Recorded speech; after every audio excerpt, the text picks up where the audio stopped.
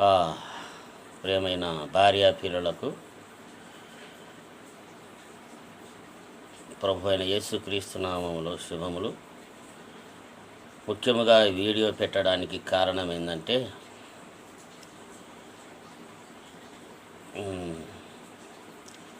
నాకు ముగ్గురు కొడుకులని సమాజం గుర్తించిన విషయం అందరికీ తెలిసిందే.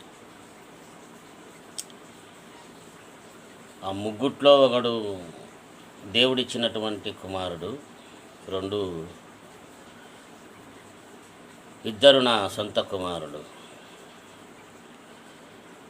ఒకడు ప్రసాద్ అనే ఇతను దేవుడిచ్చినటువంటి కుమారుడు.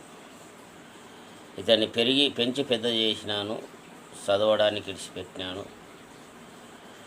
ఆ పిల్లోని విషయము మాట్లాడాలంటే ఒక 2 గంటలు లేక ఒక రోజంతా పడుతుంది, కానీ నేను క్లుప్తంగా మీ ముందుకు వీడియో రూపంలో మాట్లాడుకుంటూ వస్తున్నాను.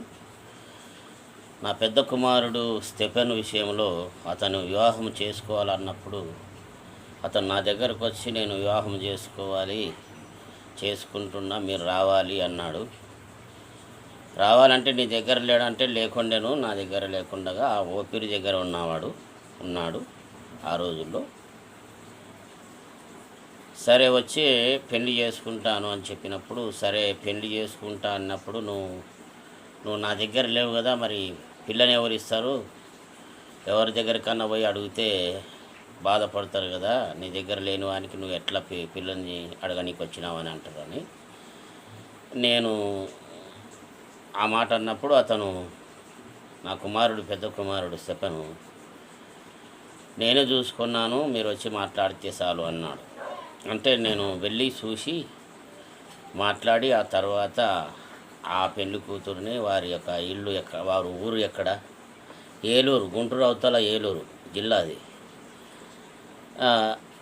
అయితే అవన్నీ చెప్పినారు, చూసాము. హైదరాబాద్ నుండి తిరిగి వచ్చి తర్వాత వారి ఇల్లు చూడాలని ఏలూరుకు కూడా పోయి వచ్చినాను. ప్రదీప్ కుమారు ఓపిరి దాంట్లో అప్పుడు చేసేవాడు. ప్రదీప్ కుమార్ని తీసుకొని పోయి చూసి మాట్లాడొచ్చినాను. వస్తూ ఇంటికి వచ్చిన తర్వాత పెళ్లి పత్రికలు మామూలుగా ముహూర్తం నేనే పెట్టినాను, బాపనులు కాదు కానీ నేనే పెట్టినాను. ఆ రోజు విజయదశమి, దసరా పండగ పెడితే సరైన సంతోషించినారు. పెళ్లి చేసుకునేటప్పుడు పెళ్లి పత్రిక కొట్టేయడానికి పోయినాము. పత్రిక కొట్టేయడానికి పోయినప్పుడు మా కొడుకు ఏమన్నాడంటే, మా వాళ్ళే మొత్తం చేస్తారు, నువ్వు వేరే వాళ్ళు వద్దంటే నేనేమన్నా, నా సర్కిల్ కూడా ఉంది కదా, పాస్టర్స్ వస్తారు, మరి మీరే తాలిబొట్టు తలంబరాలు మీరే వేసుకోండి, నేను ఇంటి దగ్గర టెంట్ వేసి పాస్టర్లు అంతా పిలుస్తాను, మీరు కూడా రండి, అందరు కలిసి చేద్దామన్నప్పుడు నా కొడుకు వినలేదు. అటైతే నేను రాను అంటే, రాకుంటామనే నేను పెళ్లి చేసుకుంటా అన్నాడు. సరే అని చెప్పి అన్నప్పుడు మా బంధువర్గాలంతా పోయినారు, నాకు తెలియకుండా పోయినారు, చూసి పెళ్లి చేసి వచ్చినారు.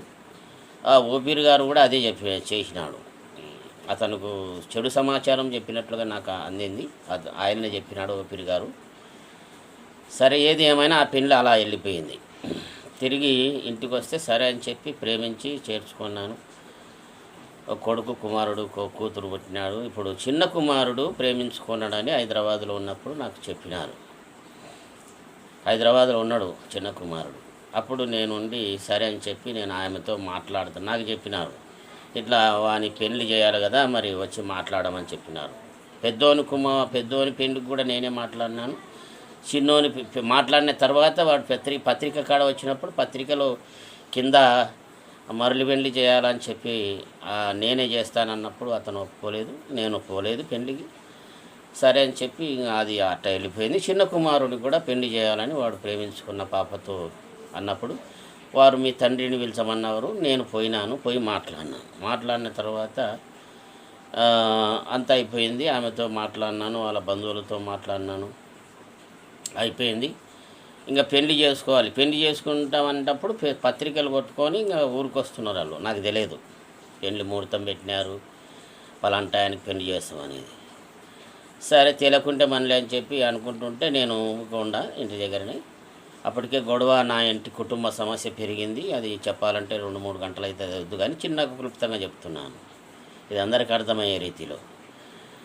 అయితే ఈ చిన్న కుమారుని యొక్క భార్య విషయంలో మాట్లాడినాను, అంత అయిపోయింది. పెళ్లి విషయంలో చెప్పకుండా పత్రికలు కొట్టించేసినారు. పత్రికలు కొట్టించినట్లుగా నాకు సమాచారం అందింది, నాకు నా అన్న కొడుకుల ద్వారా. అందినప్పుడు సరే రానులే అని చెప్పి నేనేం చేసిన, పెద్దోని తర్వాత వచ్చినటువంటి ప్రసాద్ అనే పిల్లోడు ఈయనకంటే పెద్దోడు, ఈ ఇసాక్ కంటే పెద్దోడు. ఈడు ప్రేమించి పెళ్ళేవాడు అమాయకుడు పాపం కొంచెం. సరే వాడు ఆ విధంగా ముందుకు వస్తున్నాడు, పని చేసుకుంటూ వాడిని వాళ్ళ దగ్గరనే పెట్టుకున్నారు. నేనేం చేసిన, ఎంపటే పత్రికలు వస్తున్నాయి అనే మాట వింటేనే నేను ఒక పాస్టర్కు ఫోన్ చేసి, వడ్డమాన్ చిన్న శేఖర్ సార్ ఇప్పుడు కూడా ఉన్నాడు, ఆయన కావాలంటే అతను నంబర్ ఇస్తాను కనుకోండి, అతను బిడ్డను నేను అడిగినప్పుడు నేను ఇస్తాను ఖచ్చితంగా మీ ఇంటికి అన్నాడు. అప్పుడు నేను అన్నాను ఫోన్ చేసి, ఒరే పత్రికలు నీకు వస్తున్నట్టుగా నాకు సమాచారం అందింది, మీరు చేసుకుంటే కానీ నన్ను విలువకుండా. అయితే ఈ నడిపి ప్రసాద్ అనితోనికి ఖచ్చితంగా దాంట్లోనే చేసేయండి, నేను ఒక 50,000 రూపాయలు ఇస్తాను, దాంట్లోనే మాట్లాడదాం. ఒక పాపను మాట్లాడినాను ఆల్రెడీ, ఆ పాప నర్సు, ఇప్పుడు హైదరాబాదులోనే ఉంది, ఆ పాప పని చేస్తుంది, అక్కడే సరిపోతుంది అన్నప్పుడు వాళ్ళు ఫస్ట్ ఏమో సరే అన్నాడు, తోలుకోసంలే అన్నారు. వచ్చిన తర్వాత వాళ్ళు తోలుకు రాకుండా వచ్చినట్లుగా నాకు ఒక రాత్రి 8 తర్వాత చెప్పినారు, 9 అప్పుడు తోలుక రాలేదు అని. అంటే ఇంటికి రాలేదు వాళ్ళు, అసలు ఇంటికి రాకుండా పక్కపక్కల రక్త సంబంధం బంధువర్గాలు గ్రామస్తులకు ఇచ్చినారు పెళ్లి పత్రికలు. ఆ 8 తర్వాత నాకు ఏమైందిరా వాడు ఎక్కడున్నాడు, వాళ్ళు వస్తామంటున్నారు సోనీకే, అదే పెళ్ళిలో కొడదామంటే వాడు రాలే అంటే అప్పుడు నాకు కోపం వచ్చి బాధపడుకుంటూ రాత్రి నిద్ర పట్టకుండా బాధపడుతూ ఉన్నప్పుడు ఆలోచన చేసిన, ఏం చేయాలని చెప్పి ఆలోచన చేసి నా పెద్ద కుమారునికి ఫోన్ చేసిన. 4 గంటలకు లేచి ఫోన్ చేసి, అతను నేను ఇక్కడ ఉన్నాను, ఏరెక్కడ వండుకున్నాం, నా ఇంటికి రాలే, నా భార్య రాలేదు, నా 2 కుమారులు రాలేదు, వాళ్ళు పత్రికలు ఇచ్చి అక్కడే వండుకున్నారు, ఇంటికి రాలేదు. ఇంకా సరే అని చెప్పి, ఏమిరా ఎక్కడున్నావు అంటే, ఇట్లా ఇక్కడ ఉన్నా నాయన అంటే, నేను డబ్బులు ఇస్తారా పెళ్లి చేసుకురా అంటే వచ్చేవాడు. వస్తే వాడిని ఇంట్లో వేసి తాళం వేసిన. ఇంట్లో వేసి తాళం వేసి కొట్లాడుతున్నాం మేము, మా అన్నదమ్ముల పిల్లలు ఉన్నారు, మా అన్నదమ్ములు ఉన్నారు, అందరూ చూస్తున్నారు, అవురా నిజమే కదా, పెద్దమంది చెప్పినది వాస్తవమే కదా, వాడు ప్రసాద్ అనే పిల్లోని కూడా పెళ్లి చేయాలి కదా, వానికి వయసు కూడా వచ్చిందని చెప్పలేకపోయినారు వాళ్ళు. ఊక చూసుకుంటున్నారు వాళ్ళు, ఏం మాటలు అసలు మాట్లాడలేకుంటున్నారు వాళ్ళు, ఊక చూస్తున్నారు తిరణాలు చూసినట్ట. వాళ్ళు విందులు వినోదాలు చిందులు ఏనికైతే పిలుస్తాయి, పోతారు, వీళ్ళు పోతారు, వాళ్ళు వీళ్ళ కాటికి వస్తారు, అన్నీ జరుగుతున్నాయి. వీళ్ళ ఉద్దేశం ఏందో కానీ మొత్తానికి వీళ్ళ కుటుంబం చెడిపోతే మాకు బాగుంటుంది అనుకుంటున్నారేమో కాబోలు, అందుకే మాట సాయం చేయలేకపోయినారు. సరే మంచిది, దేవుని దయ వల్ల అలాగనే ముందుకు పోతున్నా.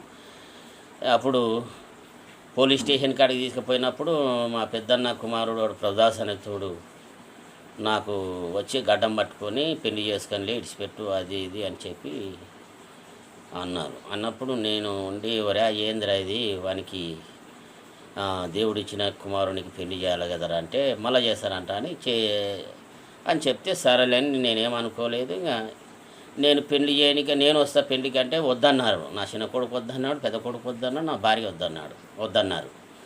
అక్కడనే పెళ్లి చేసుకున్నారు. కొన్ని రోజుల తర్వాత నేను ఓపీరు గారితో మాట్లాడినప్పుడు ఓపీరు గారికి నేను చెప్పిన, ఓపీరు గారు మీరు 2 పెళ్ళిళ్ళు మీరే చేసినారు, సంతోషిస్తున్నా కానీ మీరు చేసినది తప్పన్న విషయం మీకు ఏమన్నా ఆలోచన వచ్చిందా, తండ్రినిగా నన్ను కూడా పిలిచాలి కదా అన్నప్పుడు అతను మనస్సాక్షిలో కొంచెం నొచ్చుకొని, సరే మంచిది, నీ మీద చెడు సమాచారం చెప్పినారు వాళ్ళు, కాబట్టి నువ్వు బాధపడాల్సిన అవసరం లేదు, నేను సాయం చేస్తానన్నాను. సాయం ఏమీ వద్దు కానీ ఇప్పుడు ఇంకో కుమారుడు ఉన్నాడు, వానికి పెళ్ళి నువ్వే పిల్లని తీసి చేయమని చెప్తే అప్పుడు సరే అన్నాడు. సరే అంటే అతను వీళ్ళిద్దరూ నా భార్య ముగ్గురు పోయి సార్ గారికి చెప్పినారు, ఓపీర్ గారితో, మీరు చేయాల్సిన పనులేదు మేమే చేసుకుంటాం. అన్నోళ్ళు మరి చేసుకోవాలి కదా అన్నప్పుడు అప్పుడు ఇప్పటికి కూడా 5-6 సంవత్సరాలు ఏదైనా పెళ్లి విషయంలో ఏమాత్రము ఎవరిస్తారు వానికి పిల్లను అని వయసు మీరిపోతుందని నేనే నా చిన్న కొడుకు ఫోన్ చేసి వాడు బిజీ పెట్టేసినాడు, పెద్ద కొడుకు ఫోన్ చేసి వాడు బిజీ పెట్టేసినాడు, భార్య బిజీ పెట్టేసింది, అందరు బిజీ పెట్టేసినారు.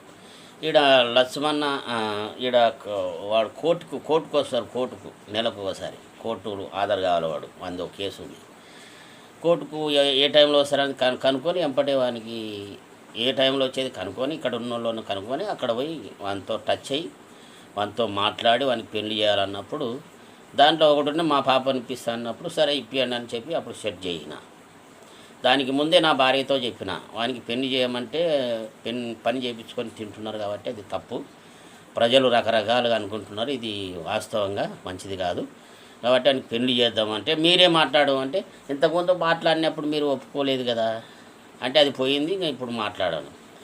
ఎవరు ఇస్తారు? ఇయ్యరు. తండ్రి లేనిది ఎవరు అని చెప్పి అప్పుడు నేనే ఆలోచన చేసుకొని నా చిన్న కొడుకుతో మాట్లాడి అక్కడ పక్కన మాట్లాడి సెట్ చేసినాక నా భార్యకు ఫోన్ చేసి నేను మాట సాయం చేసినాను. నా కొడుకు చిన్న కొడుకు మాట సాయం చేసినాను, పెద్ద కొడుకు కూడా మాట సాయం చేసినాను. ఈయనకు మాట సాయం ఖచ్చితంగా చేస్తాను నేను, అందుకే మాట్లాడినాను కాబట్టి పెళ్లి చేసుకోండి అన్న.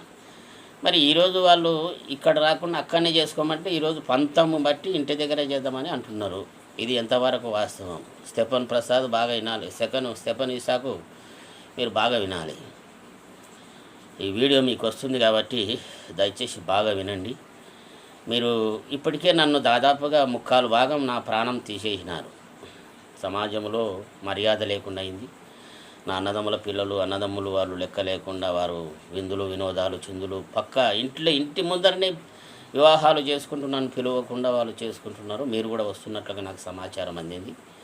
సరే ఏది ఏమైనా నేను బతికున్నంత వరకు నా ఇంటి దగ్గర మీరు వచ్చి పెళ్లి చేయాల్సిన పని లేదు ఎవరు కూడా. ఎందుకంటే ఎవరు నన్ను పిలిచలేదు, పిలిస్తే నేను వస్తా అంటే కూడా వద్దన్నారు కాబట్టి మీరు కూడా రావద్దు అని చెప్పిన.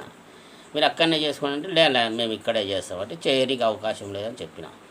అయితే నేను ఇసాకు స్టెఫన్కు నేను చెప్పేది ఏంటంటే జాగ్రత్తగా వినండి నాయన, మీరు జాగ్రత్త. ఎందుకంటే ఈ మాటలు ఇంకా ఎక్కువ అయితే చాలా కష్టమవుతుంది. మీరు దయచేసి మీరు అక్కడనే చేసుకోండి. నేను చేసినాను, మాట సాయం చేసినాను, అన్నీ సెట్ చేసినాను. ఇప్పటికి మీరు ఫోన్లు చేసి మాట్లాడుతున్నా, మీతో మాట్లాడుతున్నా, ఇంకోడైతే మాట్లాడాడు. అసలు మీ నన్ను గురించి ఆలోచించాడు. నేను దేవుని సేవకుని కాబట్టి ఆ విధంగా ముందుకు పోతున్నాను. కాబట్టి మీరు దయచేసి ఎప్పుడు కూడా నేను బతికున్నంత వరకు వీటికి రావద్దు, ఇక్కడ వచ్చి పెళ్ళిళ్ళు చేయొద్దు. మీరు సంబరాలు అక్కడనే చేసుకోండి, ఎక్కడ చేసుకుంటే చేసుకోండి. నా ఇంటి దగ్గర మాత్రం చేయనీకి లేదు. ఒకవేళ చేయాలి అని అనుకుంటే పెద్ద మనుషులు పోలీస్ స్టేషన్కి వెళదామంటే సరే అట్టయినా పర్వాలేదు. అయితే దానికి ముందు నేను ఒక చిన్న మనవి చేసుకుంటున్నా మీకు. నేను ఇంట్లో ఉండకుండా వెళ్ళిపోతా. ఒక 3 లక్షలు నాకు సాయం ఇవ్వండి.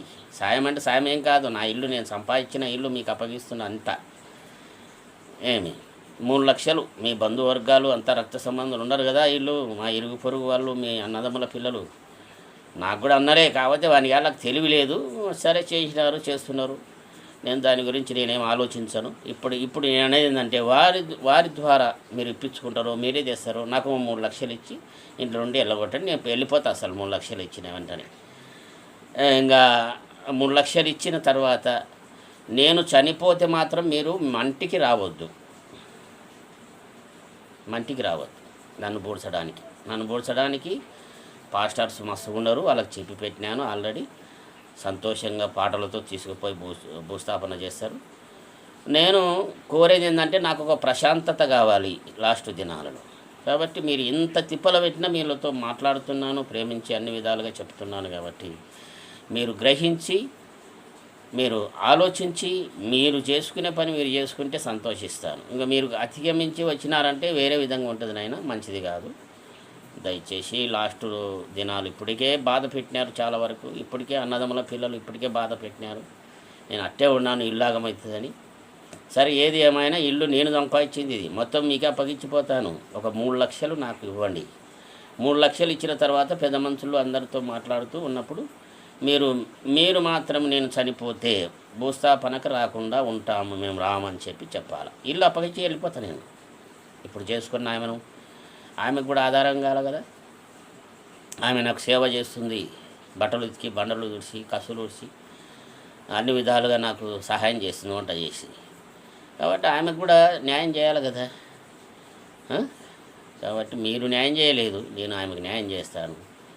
నేను సేవకుని కాబట్టి దయచేసి ఆ విధంగా ఈ వీడియో వచ్చిన వెంటనే మీరు చూసి మీరు ఏ విధంగా మీరు స్పందించి ముందుకు వస్తారో ఆ విధంగా రండి, మాట్లాడదాం అంతే. అందరికీ వందనాలు.